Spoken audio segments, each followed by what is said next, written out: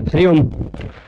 स्वागत है आप सभी का आज के इस व्याख्यान में। हम सभी लोग लघु सिद्धांत कौमुदी पढ़ रहे हैं और लघु सिद्धांत कौमुदी में हलंत स्त्रीलिंग प्रकरण का यह अंतिम भाग होने वाला है। हलंत स्त्रीलिंग प्रकरण में पढ़ते हुए इससे पहले हम लोगों ने कुल बहुत सारे प्रकार के शब्द पढ़ लिए थे। 10-12 शब्द तो पढ़ ही लिए हैं हलंत स्त्रीलिंग में। कुछ ही शब्द बचे हैं, उन शब्दों को इस पाठ में देख लिया जाएगा जिससे यह एक प्रकरण समाप्त हो जाएगा। तो चलिए ज्यादा समय नहीं लेते हैं आप सबका, सीधे हम सब शब्द पर चलेंगे। शब्द एक तो दिक, दिश और एक दृश्य, दो शब्द एक जैसे हैं, एक साथ चलाते हैं। चेंज, ठीक है, दो ये चलाएंगे, तीसरा थोड़ा सा अलग हो जाएगा। नहीं तो सोचे थे तो एक शब्द है बचा, यहीं से तो शुरू करना है ना, दृश्य शब्द से ही शुरू करना है संभवतः, क्योंकि कल हमने अप तक पढ़ लिया था, अब तक अपसु तक बन गया था। अब दिक शब्द है, दिश। मूलतः शब्द क्या है? दिश। और एक शब्द है दृश्य, हाँ दिश ही है, और दूसरा शब्द है दृश्य, ठीक है। यद्यपि दिश शब्द जो है ना, वह आपको ऋत्विक, दधिक, स्रग, दिगुष्णिक, अंच, किंचांच जो सूत्र था, उस सूत्र में दिक शब्द है ना। किन प्रत्ययांत शब्दों में दिश शब्द का ग्रहण है। यह किन प्रत्यय लगकर बना हुआ शब्द है। कौन सा प्रत्यय लगा इसमें? किन। किन प्रत्यय लगकर बने हुए शब्दों में एक शब्द ये भी है। इसमें किन प्रत्यय नहीं लगा है, लेकिन फिर भी मान लीजिए कि यह किन प्रत्यय वाला है। काहे? अच्छा, किन प्रत्यय से पुह वाला जो सूत्र हमने पढ़ा था ना, कौन सा?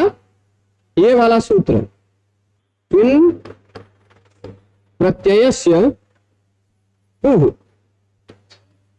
ये सूत्र पढ़ा था ना। इसका मतलब क्या समझा था? किन प्रत्यय लगकर बना हुआ जो शब्द है, उस शब्द के अंतिम वर्ण के स्थान पर कवर्ग हो जाता है। ठीक, ऐसी बात नहीं है। थोड़ा सा उस सूत्र के अर्थ में संशोधन कर लीजिए अवस्था के अनुसार। उसका अर्थ यह होगा किन प्रत्यय जिससे लग सकता है, किन प्रत्यय जिससे लग सकता है, ऐसे किन प्रत्यय यस्माद् विहितः सह किन प्रत्यय। ठीक, किन प्रत्यय जिससे लग सकता है उसको किन प्रत्यय कहा जाता है। ठीक, किन प्रत्यय वाला शब्द कहा जाएगा, और उस किन प्रत्यय वाले शब्द को क्यों हो जाता है। तो दृश्य जो है ना, त्यद इत्यादि शब्दों में एक सूत्र है, निकालिएगा इसको। त्यदादिषु दृशो नालोचने कैंच,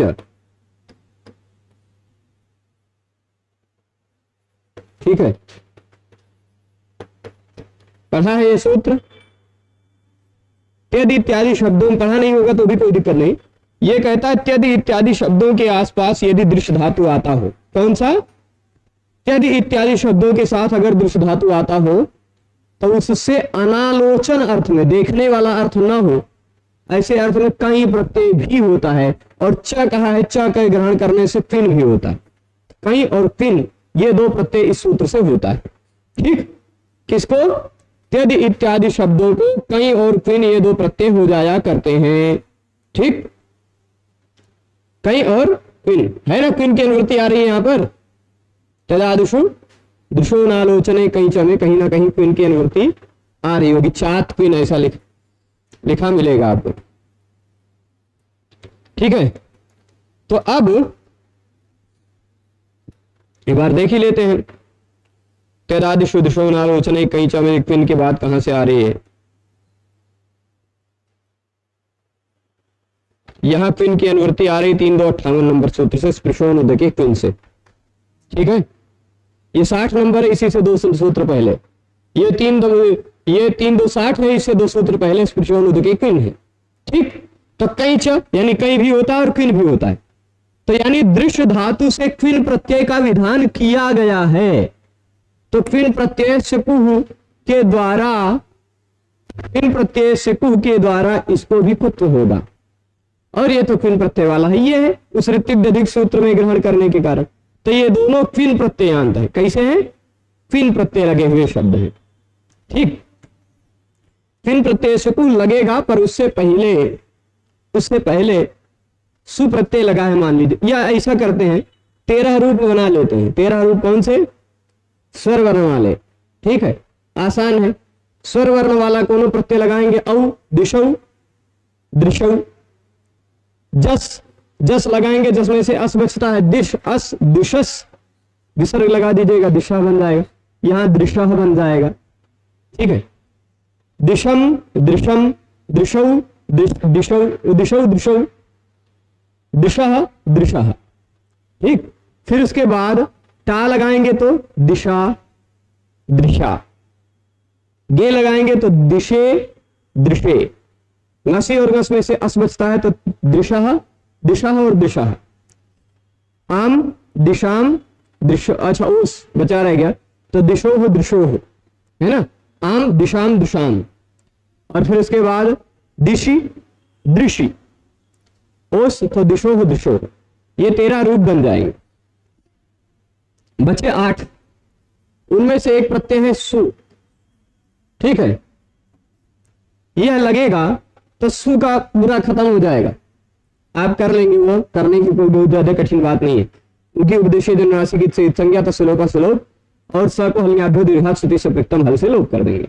ठीक है, अब दिश, दृश बचा है।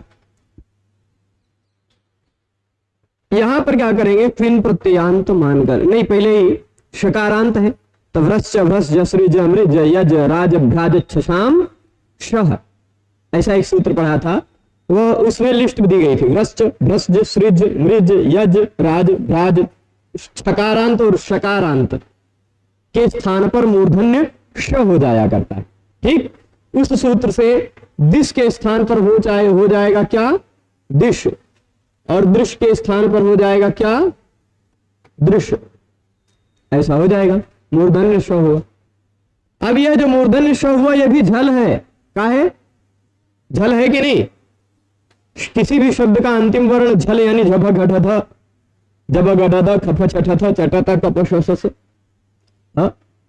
ये झल है। तो झल के अंतर्गत आता है किसी भी शब्द का अंतिम वर्ण यदि झल हो तो झलाम दिशोंते लग जाएगा।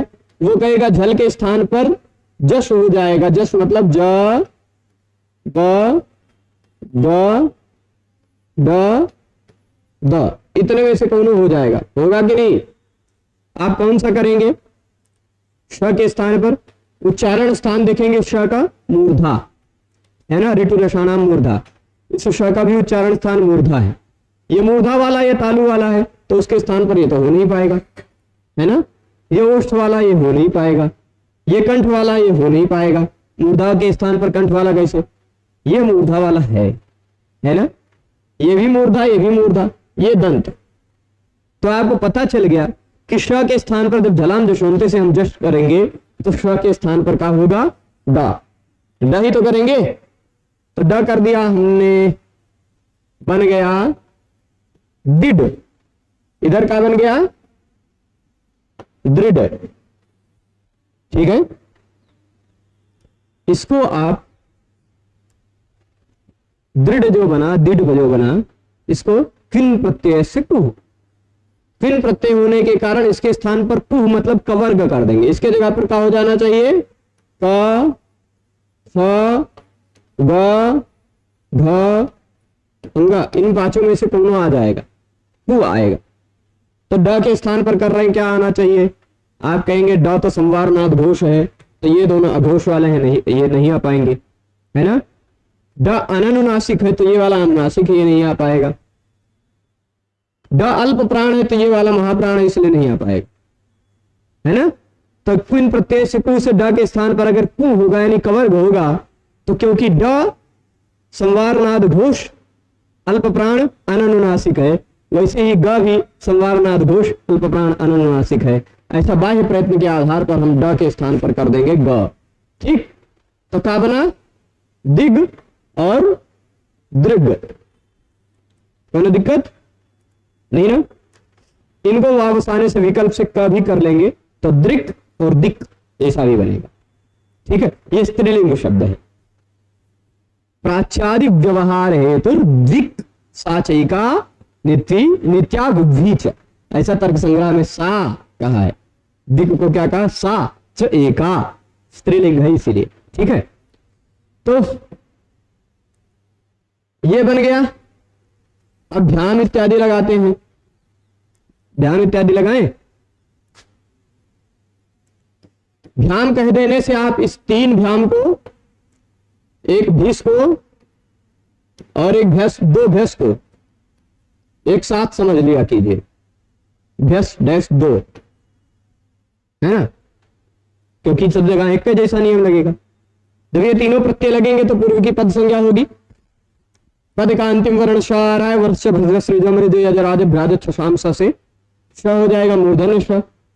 मूर्धन्य श के स्थान पर फिर वो करेंगे आप झलाम जशोंते से ड कर देंगे, है ना। तद्दिड भ्याम दृढ़ भ्याम, ड के स्थान पर क्विन प्रत्यय से कु से कुत्त कर देंगे तो ग आ जाएगा दृग भ्याम दिग भ्याम। इस ग को क नहीं कर पाएंगे क्योंकि तुरंत बाद ना तो अवसान है ना तो खर है।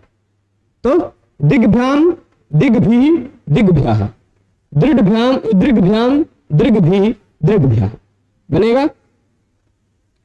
हम अंतिम प्रत्यय लगाते हैं सुप, बहुवचन वाला, सप्तमी बहुवचन वाला सुप लगाते हैं। सुप में से बचता है सु ही बचता है। तो दिक, यहां क्या होगा? पहले श को, पहले वाले श को मूर्धन्य श करेंगे। वृश्च भ्रज सृज मृज यजराज भ्राज छामसा से श के स्थान पर झलाम जशोंते से ड कर देंगे तो दृढ़ भ्याम दृढ़ भ्याम, ये दृढ़ भ्याम दृढ़ भ्याम। ठीक, फिर उसके बाद आगे झलाम जशोंते हो ही जाएगा, हो गया, ड कर लिया। उसके बाद किन प्रत्यय सकु करेंगे तो दिग भ्याम दृग भ्याम। ग के स्थान पर तुरंत बाद में खर प्रत्याहार का वर्ण है, इसलिए खरीचा से ग के स्थान पर क हो जाएगा। तो दिक सु दृक सु दिग सु, तो दिक सु है ना, दिक सु दृग सु दृक सु, क हो जाएगा ग के स्थान पर। क के बाद ये क्योंकि कवर्ग आ रहा है, कवर्ग के बाद दंत सा हो तो उसको मूर्धन्य श हो जाता है। तो यहाँ क है, देखिए ऐसा बन जाएगा, या दिश का बन जाएगा दिक, है ना। कैसे होगा? 3-4 स्टेप में। इस श को हम बदलेंगे श में, उस श को बदला जाएगा ड में, है ना, और उस ड को बदला जाएगा ग में, और उस ग को बदला जाएगा क में, है ना। ऐसे कई स्टेप में आएगा। तो दिक सु इस स को मूर्धन्य श कर लिया जाएगा तो क और श का ख हो जाता है। तो दिक्षु दृक्षु बन जाएगा, दिक्षु दृक्षु।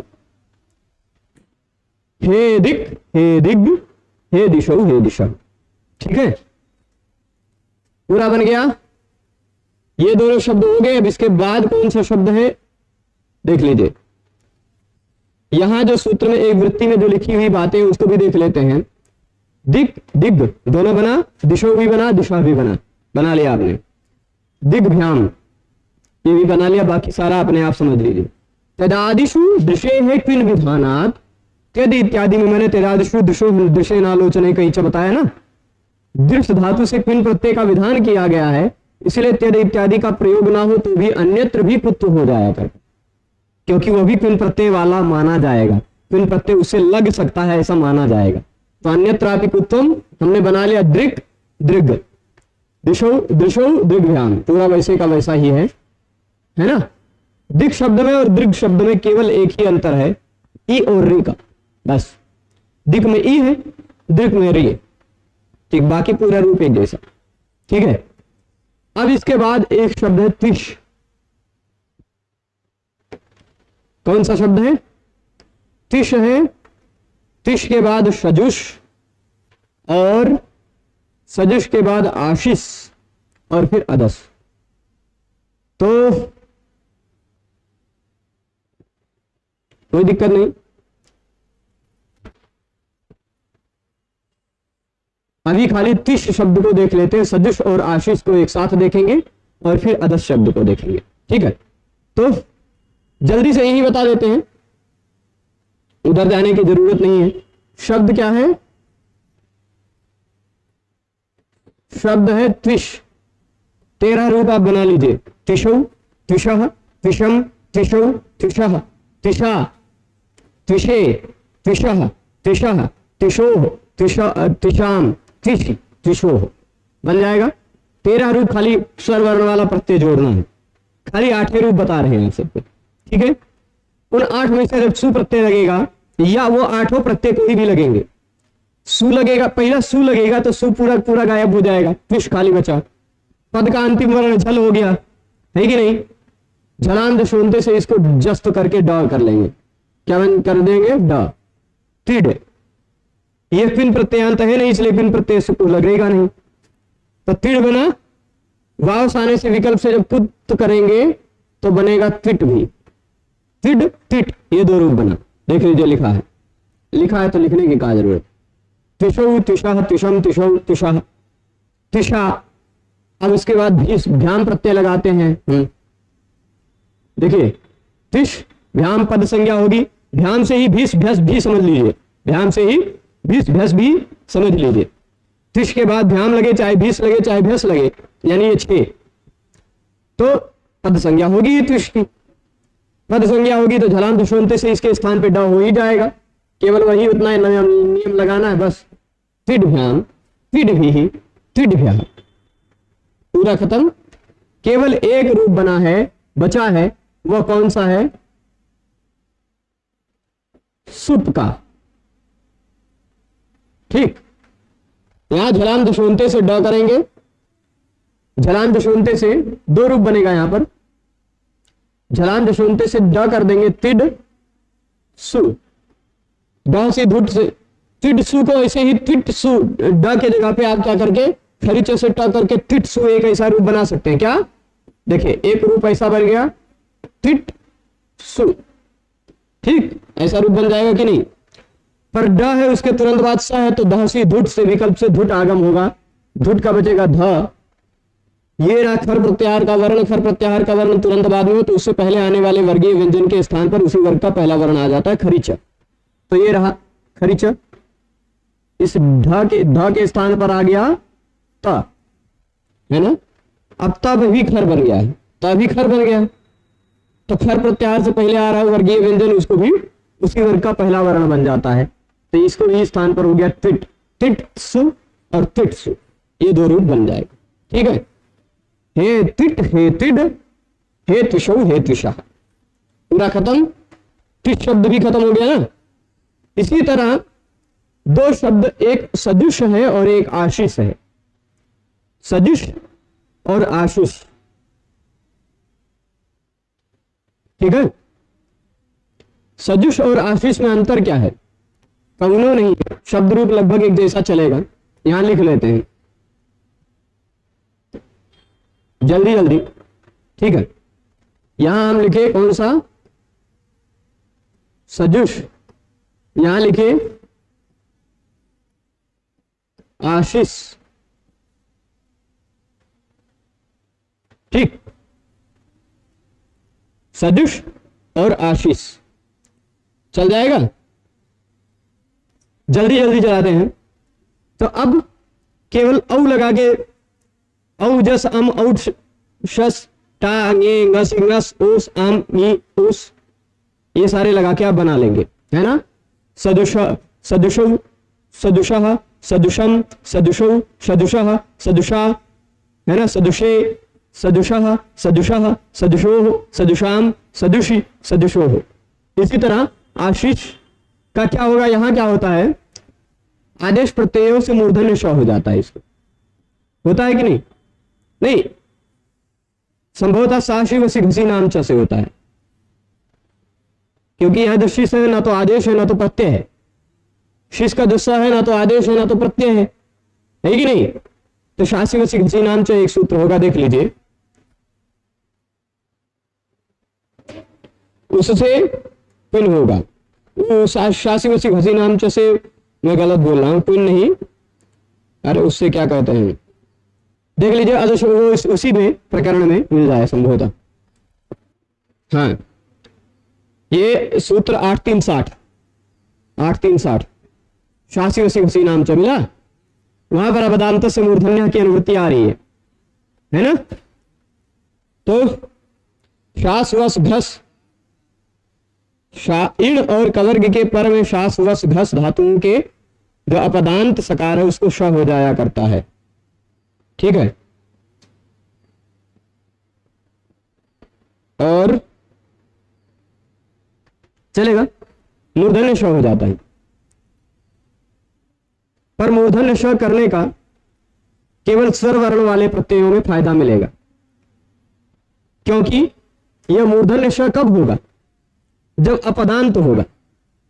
यह दंत स है आश्रित शब्द, जब पद संज्ञा जब इसकी हो जाएगी तो मूर्धन्य श नहीं हो पाएगा, है कि नहीं। जब पद संज्ञा हो जाएगी तो मूर्धन्य श नहीं हो पाएगा। पर इसके बाद औजस अम औजस इत्यादि लगेगा तो इसकी पद संज्ञा नहीं हो पाएगी। पद संज्ञा नहीं हो पाएगी तो शासी उसी घसी नाम से मूर्धन्य श हो जाएगा इसको, है ना। तो आशीषौ आशीषः आशीषम आशीषौ आशीषः आशीषा आशीषे आशीषः आशीषः आशीषोः आशीषाम आशीषी आशीषोः, ऐसा सारा बन जाएगा। परंतु अब हम 8 प्रत्यय जो बचे हैं उन 8 प्रत्ययों पर काम करते हैं। सजुष और आशीष शब्द है, ठीक है, सजुष और आशीष, इन दोनों शब्दों में ध्यान दीजिएगा। प्रत्यय जब हम लगाते हैं सु, तो सु में से कुछ नहीं बचता, है ना। सु में से कुछ नहीं बचता, खत्म हो जाता है पूरा। स सजुषो रूह, आपने सूत्र पढ़ा है, स सजुषो रूह। वो कहता है पद का अंतिम वर्ण स हो अथवा सजुष शब्द का मूर्धन्य श हो, उसके स्थान पर रूह हो जाता है। इकट्ठे उदाहरण मिला आपको स सजुषो रूह। तो स सजुषो रूह से दोनों के स्थान पर रूह हो गया, ठीक। आशीर सजुर विसर्ग, अब ये रकारांत हो गया, है ना। तो आपने ये सूत्र तो पढ़ा ही है, रोर उपधाया दीर्घ इकार, रकारांत होगा अथवा वकारांत हो, उसकी उपधा में आ रहा हो इक, उसको दीर्घ हो जाता है। तो ये सजुर जो था, उपधा के उप दीर्घ करके सजूर बना लेंगे। यहाँ जो आशीर है उपधा के इक को दीर्घ करके आशीर बना लेंगे, का आशीर। र को विसर्ग करेंगे तो सजूह आशीह, ठीक। यही स्थिति यदि भ्याम भीस भ्यस इत्यादि प्रत्यय लगेंगे तो, भ्याम भीस भ्यस प्रत्यय लगेंगे तो भी यही स्थिति होगी। सजुष भ्याम ससज पद संज्ञा होगी, आशीष भ्याम पद संज्ञा होगी, ससजू रू से रू हो जाएगा। रू होने के कारण रेफांत हो गया, धाया दीर्घ से दीर्घ कर लीजिएगा, ठीक। तो सजूर आशीर होगा ही, सजूर भ्याम आशीर भ्याम, सजूर भी आशीर भी, सजूर भ्यः आशीर भ्यः बन जाएगा। केवल बचा सुप प्रत्यय, सुप, ठीक। यहां क्या होगा, र के स्थान पर खरवसानी और विसर्जनीय से विसर्ग हो जाएगा, है कि नहीं। र के स्थान पर खरवसानी और विसर्जनीय से विसर्ग हो जाएगा। तो सजू सु, है ना, सजू सु और आशीह सु। नुम विसर्जनीय स्वर व्यवाये पी से इस स को मूर्धन्य श कर लेंगे, विसर्ग का व्यवधान है तो भी। तो सजू शु आशीह शु ऐसा बनेगा। इस विसर्ग के स्थान पर वा शरी से विकल्प से विसर्ग ही रह जाएगा। जब विसर्ग नहीं रह जाएगा तो विसर्जनीय से सह से दंत स हो जाएगा। इसके स्थान पर दंत स होगा कि नहीं, ऐसा बनेगा सजूष सु। परंतु स्टुनाष्टु से मूर्धन्य श हो जाएगा, सजूषु आशीषु ऐसा वाला, ठीक। स्टुनाष्टु से लगा लेंगे। तो ये सजू शब्द भी हो गया, आशीष शब्द भी हो गया। केवल एक शब्द बचा हुआ है, केवल एक शब्द बचा हुआ है, वह शब्द है अदस, ठीक है। असो अदस शब्द पुल्लिंग में था तो भी हमने बनाया था शब्द, क्या रूप बनाया था, तो भी हमने रूप बनाया था असो, बनाया था कि नहीं। देखिए समय लगेगा इसमें, पर जल्दी से करते हैं। अदस सु, सु पूरा गायब हो जाएगा। अदस औ नहीं, सु पूरा गायब होने से पहले ही अदस औ सुलोपश्च से स के स्थान पर औ होगा और सु का लोप हो जाएगा, अदौ बन गया। अब यह अकारांत रहा नहीं, इसलिए जाद्य तष्टाप होगा नहीं। तो और तदा वो तदो सावनंते से स हो जाएगा। तो असौ बन जाएगा। यह असौ बना लिया आपने, अमू, यहां क्या होगा, हम पूरा शब्द वाले लिखते हैं, ठीक, यही नीचे लिखते हैं, यहां से आप समझते जाइएगा। शब्द है अदस, ठीक, इस अदस शब्द को सुप्रत्यय के सिवाय और सभी जगह पर तेदादी नाम आ से आ करेंगे आप, अतो गुणे से पररूप कर लेंगे, और अकारांत हो जाने के कारण अजाद्यत टाप से टाप प्रत्यय जोड़कर आ बना लेंगे, अदा। बाकी सभी जगहों पर अदा शब्द बन जाएगा। कौन सा शब्द बन जाएगा, अदा। अब इस अदा पर और बाकी प्रत्यय लगाते जाइएगा, ठीक, तो जल्दी हो जाएगा। औ लगाया तो औ लगाया जब उस पर हमने, या आउट लगाया, औ या आउट दोनों एक साथ देखिए, औ लगाया या आउट लगाया तो होगा क्या, अंग आपा लग जाएगा क्योंकि आपके बाद है, अंग आपा लगेगा, शी होगा, ई बचेगा, आद गुणा से गुण होकर अदे बन जाएगा, है ना, अदे बनेगा। बहुवचन वाला तो है नहीं कि ये तो ईद बहुवचन लग जाएगा। अदसो शेर दादू दोमा पढ़ा है आपने, अदस शब्द होना चाहिए, उसका सा नहीं होना चाहिए, तो द के स्थान पर म होगा और द के बाद आने वाले वर्ण के स्थान पर उ हो जाएगा, ठीक है। ए बड़ा दीर्घ है इसलिए उ दीर्घ आ जाएगा, तो अमू बन गया, नहीं वाला कहां गया, उत्तमत्थे अमू बन गया, ठीक, खाली यही। फिर इसके बाद है अदा, ठीक, प्रत्यय लगा है जस, कौन सा, अदा, अस, जस है या सस है, कौन भी, जस है तो प्रथम पुरुष वर्ण नहीं लगेगा क्योंकि दीर्घा जस से निषेध हो जाएगा। अगर जस रहेगा तो प्रथम पुरुष वर्ण न लग करके आकाश वर्ण दीर्घा से दीर्घ होकर अदास बनेगा, और यदि शस है तो प्रथम पुरुष वर्ण से पुरुष वर्ण दीर्घ होकर अदास बनेगा। दोनों स्थितियों में बनेगा अदास, ठीक, दोनों स्थितियों में अदास बनेगा। जस रहने पर दीर्घा जसी च से रोका है, शस रहने पर रोका नहीं है, तो शस रहने पर प्रथम पुरुष वर्ण से दीर्घ होगा और जस रहने पर आकाश वर्ण दीर्घा से दीर्घ होगा। अदास अदास दोनों स्थितियों में बन जाएगा, है कि नहीं। अदसो शेर दादू दोमा से द के स्थान पर म करेंगे और द के बाद आने वाले वर्ण के स्थान पर उ कर देंगे, तो अमूस, स को विसर्ग करेंगे, अमूह ऐसा वाला बन जाएगा। स्त्रीलिंग है यह, पुल्लिंग में अमी बन गया था, है ना, यहां अमूह बन गया, वहां अमी क्यों बन गया था, क्योंकि जैसा सी लग गया था, शी आ गया था, शी के कारण ए हो गया था, ए हो गया था तो ए तो ईद बहुवचने लग गया था, बहुवचन में ए मिल गया था, है ना, ए तो ईद बहुवचने से ई हो गया था, यहां ए तो ईद बहुवचने नहीं लग पाएगा क्योंकि ए हो ही नहीं पाया है, जैसा सी आया ही नहीं, ठीक है। अब अम लगाया, शब्द अदस को आप अदा बना लेंगे, अम, अदा, अम, है ना, अदा अम है, और दा के स्थान पर मुंह भी कर लीजिएगा, अमू, अम, अमी पूर्वा से पूर्व रूप करके अमू, है ना। अदा को, दा को, भाई द के बाद अगर दीर्घ वर्ण है तो बड़ा ऊ आएगा, द के स्थान पर म तो सब जगह आना ही है ना। अब फिर इसके बाद अमूह, नहीं अमूह तो बना ही लेंगे आउट लगाने पर, और शस लगाने पर अमूह बना ही लेंगे, वो बना लिया है हमने, है ना। जस पे जैसे बना वैसे शस पे भी बन जाएगा।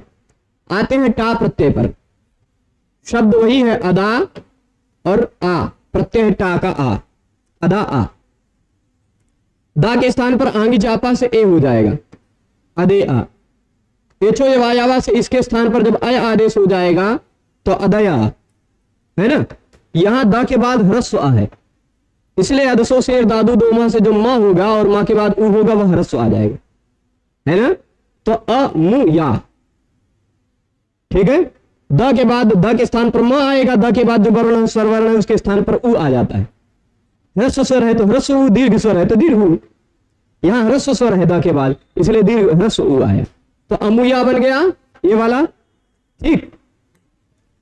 अब फिर देखिए अदाधन भ्याम, ठीक, भीस भ्यस, तीनों जोड़ लीजिएगा, अदा भ्याम भीस भ्यस, कहीं भी बहुवचन झल्लेत लग नहीं पाएगा बहुवचन में, वहां भी, है ना। आ के स्थान पर ए हो नहीं पाएगा तो ए तो बहुवचन मिलेगा नहीं, है ना।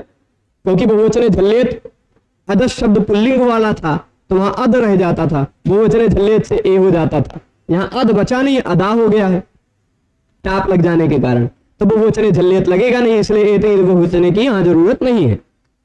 तो अदा और भ्याम केवल दा के स्थान पर मुंह कर लीजिएगा बस, अदसु शेर दादू दोनों, अमुभ्याम अमुभी अमुभ्य, ठीक है, अमुभ्याम अमुभ्याम अमुभ्याम अमुभी अमुभ्य अमुभ्य अमुभ्य, ये 6 बन जाएंगे, ठीक है। अब फिर इसके बाद सुप प्रत्यय जब लगेगा तो वहां भी अदा को अमु कर लीजिएगा और इस सुप प्रत्यय के सुप मूर्धन्य श कर लीजिएगा, अमुषु बन जाएगा। बहुवचन के सारे प्रत्यय हो गए, तो जस शस लगा तो हमने अमूह बनाया, भिस लगा तो अमुभी, भ्यस अमुभ्य अमुभ्य अमु, अभी आम बचा है, ठीक।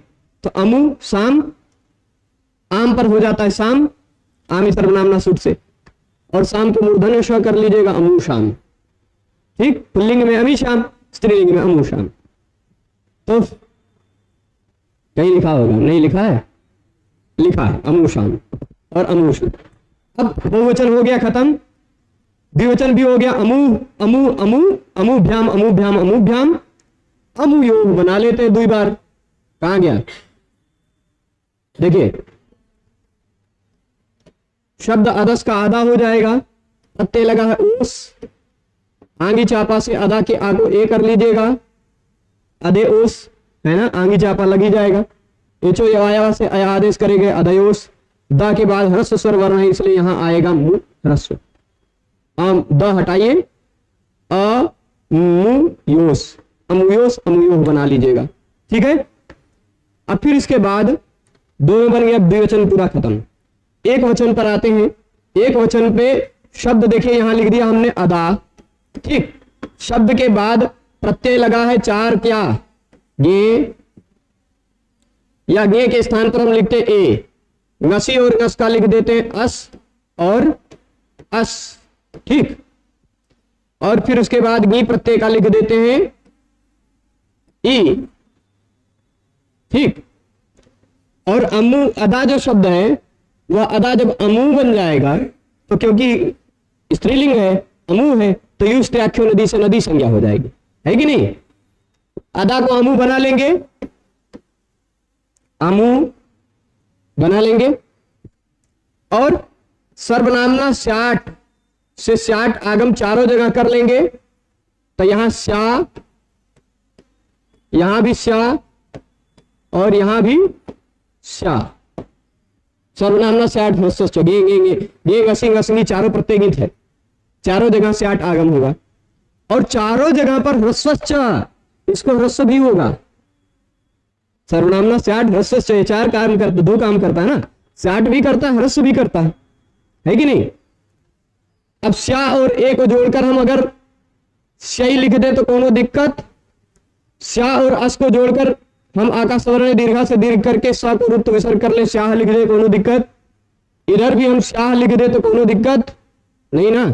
और इधर स्या ई है, गे राम नद्याम निभ्य से ई के स्थान पर गी प्रत्यय के ई के स्थान पर आम होगा, और आम आ इन दोनों को जोड़ करके हम बना लेंगे श्याम, ठीक, कोई दिक्कत नहीं ना।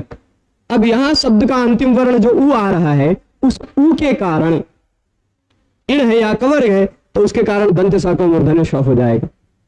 इस दंत श को सभी जगह हम मूर्धन्य श कर देंगे तो अमुष्यई, अमुष्याह, ठीक, इधर भी अमुष्याह और अमुष्याम बन जाएगा पूरा।